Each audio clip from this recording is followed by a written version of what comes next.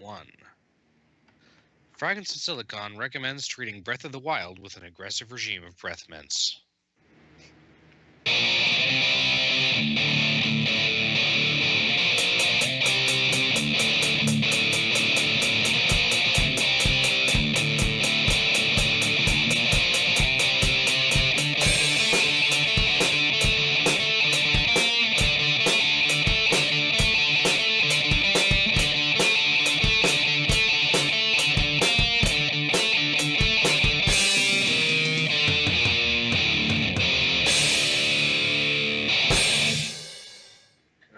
Welcome to a very special edition of Fragments of Silicon.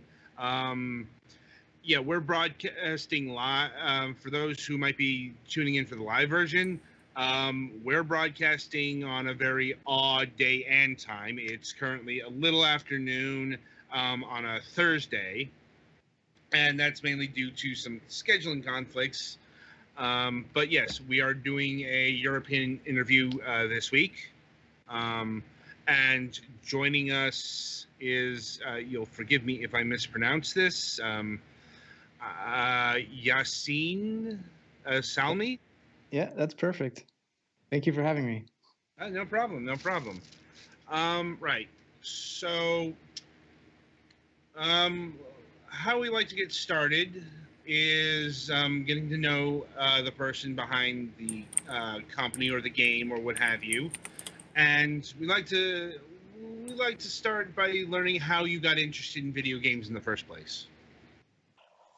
I grew up in the U.S. actually on the East Coast, and my mom bought me an Atari 7200, I think, when I was 6. Wow. I played that first for a while. I really loved Joust, and then I pivoted into Nintendo. So I did all the Marios, and then the Super Nintendo is the one that really got its hooks deep in me, like Super Mario World and A Link to the Past. Those are the games that made me want to figure out how to be a game developer later on in life. I gotta admit, I think you're the first guest we've had who got into gaming via the 7800. Yeah, 78, 72, I can't remember exactly. It was like a weird late model, because the 2600 was the original one, right? It was the 2600, then the 5200, then the 7800. Yeah. I think it was really in like the last days of Atari. Yeah. The 7800 actually came out like post NES. It was something that was supposed to be launched in 1984, but the video game crash happened, and it got shelved. And then the Nintendo Entertainment System got super popular, and Atari was like, "Oh, hey, we got this thing lying around. Let's release it and see if we can't make some money." Yeah. It was pretty unsuccessful, from what I understand. Anyway, continuing onwards, how did you get in? How did you end up achieving, the goal of designing video games? Did you go to college for it? Did you start programming in high school? I did a bit of programming in high school, like on like these TI, those Texas Instrument calculators, like the TI-82 and so. I think I still have those. Yeah, those were amazing. But they still sell them. Yeah, and some people online came up with some really amazing games, like for what those calculators were capable of at the time. Yeah. But I studied. I went to Toronto to study computer science, and then at that point, I was just looking for a normal job afterwards, and the games industry just felt like a dream that I wouldn't be able to reach. So I did send out a bunch of applications after school, but never really got anywhere. And then, so this was like post, .com crash, post 9/11. I was back in DC. It was a bit difficult to find a job, and I saw this master's program in the UK for games programming, and there were only like a couple at the time. So I applied because maybe I won't find a job in the next 6 months. And yeah, ended up going there. That was a great program, a 1 year program where what it really did is help me build out all my like demos, like my portfolio. And after I graduated, I landed a job at Evolution Studios, which no longer exists. They were eventually bought by Sony. They did the Motorstorm series, if you recall that. I do. Yeah. That's how I got my break, basically. That program really helped me get the experience I needed and like more practical demos that I could show to a potential employer. Was that the first Motorstorm? Yeah. Yeah. So I worked on the first Motorstorm, the physics and character. So like the physics and animation programming. So all the character stuff, the ragdolls, the flying off the bikes and things like that. I'm like, and how did AAA development compare in those days? To today's AAA development? Yeah, well, to what you do now in indie gaming. Yeah, I mean, when you're in AAA, you're like a much smaller cog in a big machine. So I was lucky to work on something that was like mine, so to speak. But like the overall impact you have on a game is still quite small. So it's great working in a bigger team because you can learn a lot, but you feel a lot less ownership of the project. Whereas when you're an indie developer, it's all on you, which is a lot of pressure. But it's also it's your project, and it's much easier to push yourself to get to a higher quality when it's your creativity and it's your output. Whereas when you're being, pushed to work long hours on a AAA game, it's at least for me, it was quickly demotivating. Like making a Sony game, a PlayStation game, was something I'm really proud of. But it loses its luster pretty quickly when you have to work stupid hours. And Evolution, to be fair, was actually reasonably sensible by that standard. I also did a stint at EA for about 7 months. Yeah, that was more intense. Like, what part of EA and what did you work on? I worked on Burnout Revenge, down at Criterion Games, so in the south of England. So that was the 4th iteration in that series, and it was an amazing game, but it was a very tough, challenging conditions.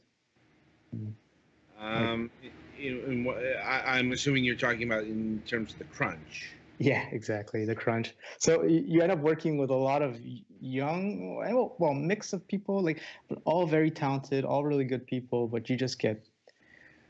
At the time, they just burned through, young graduates, which is what I was. Like, people endlessly wanted to come into the games industry, so it was people got burnt out, they left, and then the new junior and fresh faces come in, and they get ground through the machine. It's the first time I've heard about this. Not just like within the gaming industry, the tech industry is pretty notorious for its crunch time. Yeah. So I mean, the studies are pretty clear. Like you can crunch for a week or two and get like a bit of higher productivity, and then after that, like your productivity starts to drop back below. So I don't believe in extended crunch. I don't think you should practice it. Like I think there are moments where you got to push a little bit to hit certain deadlines, but I don't think it's something you should sustain for 3, 4, 5 months at a time. I don't think it's practical. Certainly not healthy. No, not at all. But like I was young and it was intense. So you're in it together with other people. So like I had an amazing time at EA. It's just like your work and your social life just blend together, and at the end of it, you're quite burnt out. So moving on from that was okay for me. Well, where did you move on to after? So I went back to Evolution Studios, and that's when I worked on Motorstorm. I was at Evo for six months, and a bunch of graduate friends of mine were all at EA, and they're like, "Yeah, come down here. There's some cool projects," and so I did, and it was an experience. And then I went back, hat in hand, and asked the Evolution CEO to take me back, and he did, and that's when I got to work on sort of animation and physics stuff. So that was much more interesting because prior to that, I was just working on, I was the most junior guy, so you're lowest in the pecking order. I was just working on, I don't know, save games and stuff like that. I mean, you got to start somewhere, but it was not what I expected when I moved down to EA. I gotta imagine a lot of people first encounter in the industry is not what they expected. Yeah, I remember doing that 1 year program. It was when I don't know if you guys heard of the EA spouse thing. Yeah, I certainly heard about it, and in fact, I know somebody who was working at EA at the time, like in the same office, not the same, or at least a floor above it or something like that. They were kind of close to it, but not that close. Well, like I was reading that like a couple months before graduation, and it was extremely depressing. Like you sort of like, well, I really hope that's not the reality when I joined the workforce, but it turned out it can be like that in some places. Well, I mean, it is the reality in a lot of places, and not just in the AAA sphere either. Yeah, I've certainly heard from the indie set about it's a lot more self-imposed, but the crunch still happens with the small games too. Yeah. So that's something we've tried really hard to avoid. So we're a small team, and Alyssa's was our first game, and we were sort of. I've done I'd done another indie venture before. This is my second go at it, and this time, like, I try to do it in a more sustainable fashion. So we do contract work to pay the bills because we don't count on the first game to just magically take off and life become rosy. So we tried. We still have deadlines, but we try to be realistic about it, and we don't avoid shifting deadlines if we need to. It's about creating a sustainable business. So I want to keep doing this for the next 20 years if I can. So it's important to me that me and my colleague don't burn out. So I guess it's a bit of luxury because we take extra work, but if we have to push a deadline back, we just do it. No. That makes sense, and once again, it's not a unique tale on the indie set, but we've met others who do the contract work because bills have to be paid or whatever. I suppose the question is, how did you, or what prompted you to first get into the indie game? I went to GDC for the first time in like 2007, I think. And that year, I didn't really know much about the indie scene. I just wanted to go and check out that whole conference. And I went to the Indie Summit, and it was fascinating. And I met some friends from university, like a friend who did the game Everyday Shooter. And I just became fascinated by the whole thing and seeing others create interesting experiences and become successful at it. So sort of, again, I got a little bit of the wrong impression about the indie scene. You just end up talking to people or seeing the people who are successful, and you don't see all the people who are not successful, and the others, you don't see all the hard work that goes into a project before it can become a success or before it can even have a chance of becoming a success. But that was my first exposure to it, and I sort of like, well, I would love to do that. Like, I have ideas that I would like to realize, and while I have a decent job, I don't know if I'll ever get to work on my own projects internally. So it was, I guess, it's a bit selfish, but I wanted to try out my own ideas. and it's a bit arrogant because I thought I would just be naturally successful at it. Like, just make a good game and everything else will fall into place. It's an idea that had a lot more merit to it back in, say, 2007, when the indie scene was a lot smaller. Yeah. Because that's certainly it's been a big topic on our program recently. Just how big things have gotten, and just how many games come out these days, and how do you stand out from the crowd? Yeah, it's extremely difficult, because it's not just there's so many games. There's so many good games out there coming out all the time. It used to be that if you got a Steam slot, then it was like almost an automatic path to success. And now there's like 30, 35 games coming out every day on Steam. Like it's incredibly hard to stand out, and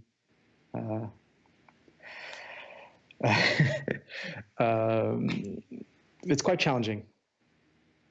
And I don't know where it's going to go the next few years. I'm like, I've heard prognostications. If you've ever heard of the indie apocalypse. Yeah. Like, I'm like, I don't know if that's what's going to happen, or because part of the part of what's going on right now is it's never been easier to make a game than before. I know it's not actually easy to make a game. We certainly get that week after week after week, but with all of the tools and all of the engines out there, it's a lot easier than it used to be. Yeah, absolutely.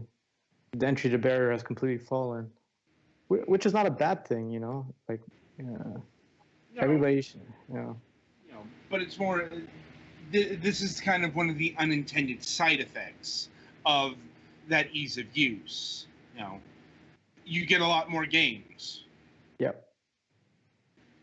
And I think the market is not growing at the same rate as the number of developers or number of games coming out. I'm not. It's like I honestly don't know how to quantify the market, because it's more markets. Yeah. It's like you really can't say it's all the same. Like Steam is different than, say, iOS, and that's different from the console markets, and so on and so forth. And like there's like no matter what, there's probably going to be a lot of mobile games just released. Like there always have been. It's, speaking of which, your game Ellipses, it released on iOS first, correct? Yeah, that's right. What was it like releasing a premium app in like the year of 2016? So, I mean, we kind of got lucky. So, I read a lot about other people's experiences, and we worked really hard to build like a very polished experience that would look good on iOS. So the idea was to go as much as possible to try to get featured by Apple. That was our strategy. Like that. Of course, we reached out to press and all these stuff, but as like a newcomer to the scene, I think as a premium game, one of the best way to stand out is to get featured. So we worked hard to get noticed by Apple, and luckily we did get a feature. Not like on the main front page, but like in the best new games, we were like in the 5th position, so just slightly off screen. You have to scroll a little bit to the right, but this like made a huge difference, because like in that week, probably another 1,000 or 2,000 other games came out, and only 10, 15 get selected.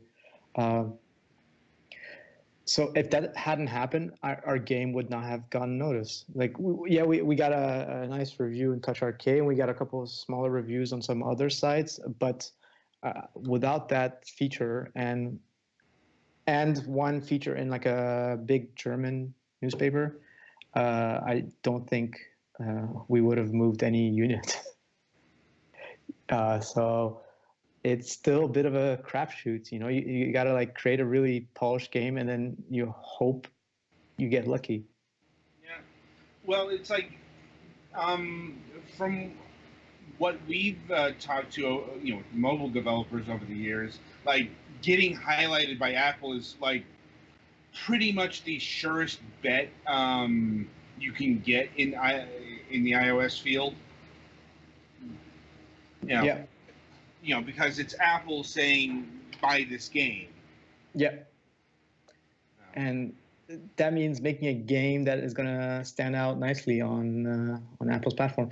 And I think luckily for indie developers, Apple really has a keen eye and an appreciation for games that are somewhat different but look visually good. You know, they're willing to showcase games that might not be necessarily mainstream.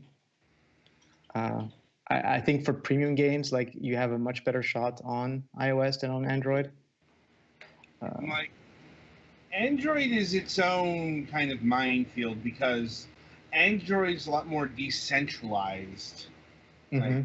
I mean, I suppose there's more chances for getting highlighted because there's at least two major stores, Amazon and the Google Play Store. But like from what I've read, from what I heard, like it's a lot harder for premium apps to do well on Android. Yeah, and we spend a lot of time thinking about our business model, and unless it's not a game that you're going to replay forever, like you're going to go through the main set of levels, and if you're really hooked into the game, then you're going to try to like 5-star them. But it's not so, we didn't manage to develop an infinite mode. We tried, but it wasn't fun, so we didn't put it in. So it's not a game that it's a single player, almost like a narrative experience. You're going to play through it for X amount of hours, and then you're probably not going to play that much more. So going for like free to play or something like that just didn't fit. Although we tried. We spent quite a bit of time trying to make it fit, just because it felt like there would be more potential upside if we got featured and we were free to play. But so that's in the end, that's why we stuck with the premium model, or the premium model. Having played and reviewed the game, it certainly made sense to go with a premium model. Granted, we reviewed the Steam version, so yeah. Indeed, I suppose the question that beckons is how much content was added for the Steam version, because you've kind of billed it as the definitive version of said game. Yeah. So there's, I think, 157 or 158 levels now, and so for the PC version, I believe we added 20 more levels, or we added 15 levels and probably redid another 15 levels to make them unique to the PC version. So playing around a bit more with the scale, like zooming in and out, adding some experiments with like wind effects pushing you around or slippery surfaces. And we did Steam integration, so achievements, trading cards, all that stuff. But the other big thing we did was like a full level editor that we've continued to improve. So that's something we always wanted to do, but just never had the time to. And for Steam, it felt like the right thing to do, like in order to hopefully grow community and extend the life of the game by, engaging with players and seeing what else people can come up with. So we spent quite a bit of time working on that side of things. Well, does it have Steam Workshop support? Yep. So, what has the community created so far? A few levels, some really interesting experiments, some pretty hardcore levels. It's we are still continuing to improve the editor based on feedback, and we want to flesh out the. So we have this section of the game which is like the online world where you can bring in other players' game levels, and we put in a basic randomly generated set of paths, but we want to in the next update to do like people can already do like collections, but they can't lay them out in a map, and we want to extend that further. So like you build a set of 10 levels, and players experience that as a sequence. So you can take a concept and explore it a bit deeper. So right now, like in terms of levels, there's a lot of different types of experiments. So the reaction has been mixed. It's interesting which players design levels and which don't. It's a much smaller subset. But we're going to run some contests and some experiments, and we'd like to like feature and highlight, some of the best levels in an update. Sounds neat. In free updates. I don't want to do more content packs. I just, if we add more levels, it'll be some from us and some from the community. To give more levels for people to play. Right, and is this stuff that could be backported to the mobile versions, or is it going to be like forever exclusive to the PC version? I don't know if we're gonna bring the level editor to the mobile versions. I don't know if it's worth the effort. I think if we have a couple really nice levels, then we'll bring them to the mobile versions if we find the time. But there's also a bunch of bug fixes that we've done on the PC version that we'd like to have on mobile as well. But in general, like the PC version right now is our main version, and we really try to make it feel more definitive. And it's also a little bit easier to update on Steam. We can just push out some updates quite easily. I mean, it's easy to update on iOS and Android too, but it's easier to update on Steam. And let me see. Have you given any consideration to bringing Ellipses to the consoles? Yes, and I don't know if it's the right fit. So we did like an Apple TV version, and also for the PC version, we added gamepad support. And so we spent actually quite a bit of time trying to get the feel of the gamepad right, but it's not my favorite input method for this game. Like we were really like Ellipsis has inspirations from Geometry Wars, and it's a game I love playing on the gamepad, on the console. And I was trying to replicate that feel, but Ellipsis has more. Sometimes you need a lot more precision. Sometimes you have like stop and go movements, whereas like in Geometry Wars, you tend to constantly move. And I don't think it lends itself as well to the gamepad system. So unless a publisher was going to throw money at us for it, I don't know if it makes sense to do it. Duly noted. Yeah. It's something that could happen. Like, it's possible. But I suppose we should talk about the game itself now. Like, how did you come up with the idea for this avoid 'em up? Right. So, so me and my colleague, we like to do occasional game jams where we just spend a day prototyping random ideas. And on that day, we decided to explore how you could do more direct touch input on touch devices, because a lot of games either use tap as functionality or swipe, and we want to understand why people were not directly controlling things on their iPads or on their tablets. And so one, it turned out to be quite fun. The other problem, the main problem, is that your hand tends to hide the screen or obstruct your view. So we really like that feeling of avoiding things, and we decided, let's explore it as deeply as we can. So we focused on making levels that were bite-sized and large enough that the hand obstruction could be minimized. so we can't make the player's hand invisible. We just did as best as we could to work around it.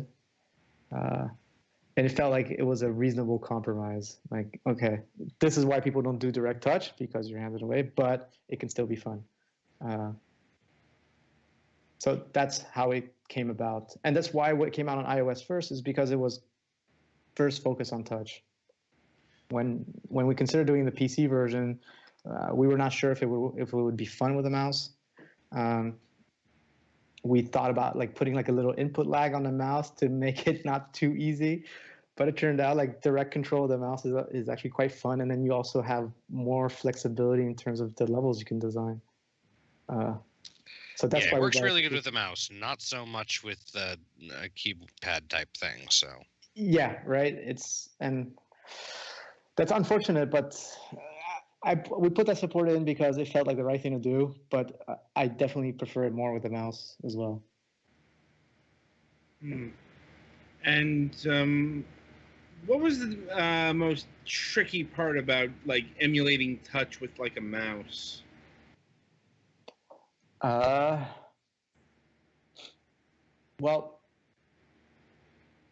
the paradigms don't like map onto each other one-to-one. So like your finger is either on the screen or it's off, and when it's off, there's no like cursor or anything like that. And with the mouse, you got to activate it. Okay, so you're activating. Then like you got to deactivate it. Okay, fine. But you know, does the cursor always, or does the sphere always follow your mouse all the time? Like we ran into a lot of weird little edge cases with that, and it became tricky to say. Like, for example, like we wanted to replace the mouse cursor and make it more in game, so you're just this little dot even when you're not in game. There were like big discussions internally on whether it was appropriate to like teleport the mouse pointer from one place to another. So like when you exit the level, your mouse pointer is on the center of the level icon. Whether or not it was there when you were still in the level. Like, I know it sounds pedantic, but these little issues like took us a long time to get right, so yeah, they caused a lot of tension actually. So it was a weird thing to focus on, but I really wanted the mouse input to feel like it was native, like it was designed for the mouse. Like, I think you succeeded for the most part. I mean, I think I noted in our review that, you know, using the mouse was a bit on the twitchy side, but it, you know, for yeah, like this is one of the great unseen like tricky parts of video game development, adapting a game to different control styles. I've talked about this before. It's why I don't like playing classic conventional games on mobile devices, because virtual D-pads are pretty terrible. Yeah.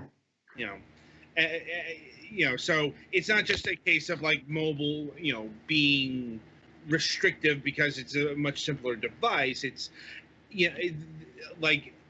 Mega Man wasn't made for a touch screen. Yeah. And trying to crowbar that in just makes it terrible.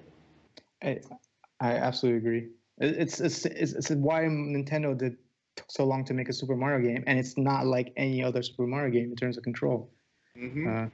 You need that you need to feel the D-pad, like you need to feel it on your thumb, so that you don't have to look at it, or if your fingers slid away from it, you want your control. Your controls are the primary way you're interacting with a game, so they have to be as tight as possible. Yeah. And believe it or not, this is an issue that goes back to like the primordia of video games, like all the way back to say Pong and Breakout, because those were games that played best with radial controls. That's why the Atari 2600 came with paddles. Mm-hmm. And trying to play that stuff, and I remember like playing that like some Pong or Breakout clone or something like that with a D-pad, and it was pretty terrible. Yeah. So, being able to nail that as well as you did is commendable. Oh, thank you. Yeah, we considered like smoothing the mouse input so that it would feel a little bit smoother, but that introduces a little bit of latency, and and then some of our playtesters got frustrated by that. It was like, well, I don't have as direct control as I should have. And we have an issue on Linux where like the input is lagging by a few, I think 100 or 150 milliseconds on some setups, and that's just down to a bug in Unity that we are waiting for a fix on, or waiting on for a fix, or however you say that. And things like that really annoy players who playtest the game. So it's challenging to meet everybody's expectations, let's say. Of course, especially when like Linux development, as I understand it, is its own bag of tricks. Yep. And we wanted to support Linux because I like Linux. I don't use it day to day anymore, but like it feels like the right thing to do to support Linux. But we ran into some issues there, and there's only so many things we can control when we're working with an engine. So we're waiting on that bug fix, and as soon as we get it, we'll push it out to people. So how has the game fared on Steam so far? Okay, I would say. Not amazing, not amazing. Like but it's done okay. So it's like we discussed at the beginning of the call. Like the Steam environment has changed quite a bit, and we struggle to because the game already came out on other platforms. I think we struggle to get journalist attention, and I'm also not 100% sure if we priced it correctly. But when you're out on Steam, you can experiment with these things. So we're going to continue to update the game, and we're going to play around with the price and see what helps. And probably a factor working against you, unfortunately, is the fact that it is a port from a mobile game as well. Yeah. Believe me, those don't get a lot of respect because most of the time they're pretty awful. Yeah. And so we worked really hard to try to make it not feel like a mobile port. So unfortunately, I think there's still some like UI elements that make it feel mobile-y, but we really tried to make it feel like a native game, like something that we respected. So with the mouse input, the gamepad support is there, like if you want it, but also that it's not just something we threw together over a weekend. We spent a few months improving it, polishing it, adding new content, improving the art style as well. Like it looks so much better on PC. I know it's like an abstract and a bit like sort of retro style game, but the effects are much nicer on PC than on mobile. So we try to be respectful to the PC player, but I don't know. It's hard. You don't know why people don't buy your games necessarily. Like people who have bought the game and played it tend to review it positively. But yeah, there's only so much we can do to avoid that comparison. Indeed, and right. So I suppose we should talk a bit about what you got coming up in development that isn't more work on ellipses. At least yes. I can say. Well, so we are very interested in VR. So we are all in VR basically, and we have a new project that we've been prototyping now and showing a bit at GDC to some stakeholders, let's say. And it's a game where you're like a giant in a small town, except you can move around and you can destroy things and you can hunt down other people, and it's quite fun for us to work on this because it's like, first it's VR, which is fascinating. Like there's all sorts of design problems to solve, but also it's you're prototyping, you're trying out new gameplay features. It's fun already. So like just So you drag yourself around using the touch controllers. Mhm. So you're a massive gorilla basically, and the idea is you pull the world around, and that aspect of it is feels good and is quite fun. And then like the whole town is destructible, so it's just chaos. It's a bit like did you ever play Rampage back in the day? Like Yes. Yeah, yeah, yes, I do. so that's an inspiration. Like Rampage, there's a lot of destruction, but it's also a bit comical. Uh, and something we're experimenting with as well is making it like an asymmetric multiplayer aspect. So there's one VR player and there's a bunch of non-VR players controlling smaller characters in the scene, and then you're playing like some form of hide and seek or cat and mouse games where the VR player has to find a few items, and the non-VR players are like driving cars around the scene and hiding things in a garage, and then controlling tanks and shooting at the VR player, or taking over planes and like doing a bombing run, and then the VR player can grab a plane out of the air and then throw it into a building, uh, things like that. Uh, so that's what we're working on right now, and I Right. don't know when. Yeah, sorry. Is that for like a particular headset, or is that going to be a universal app? I don't know yet. Uh, that depends on certain things we have to work out with different people over the next few months. Uh, we're currently developing it on Oculus because that's the hardware that we have here. But we are considering multiple platforms. Ideally, I'd like to bring it to every platform, but Right. this will be a little bit bigger game. We're just two programmers, and it's 3D stuff. We're definitely going to need some art support. Uh, so I'm looking to raise a bit of funding to bring this game to completion. Hmm. So yeah, we're still figuring that part out. Understandable. Yeah. Like, I mean, I really not sure how the VR market's doing right now. I mean, It's yeah. I mean, it's you know, it's small, but it's growing slowly, and there are opportunities there. So there are also funding opportunities. Like the big platform holders are still funding games. yeah, that's how I understand it. Like, like VR has kind of moved past its novelty phase, and like all the people who wanted to buy the kit have pretty much done it. But um, like the big players still need their VR content, so they're funding games.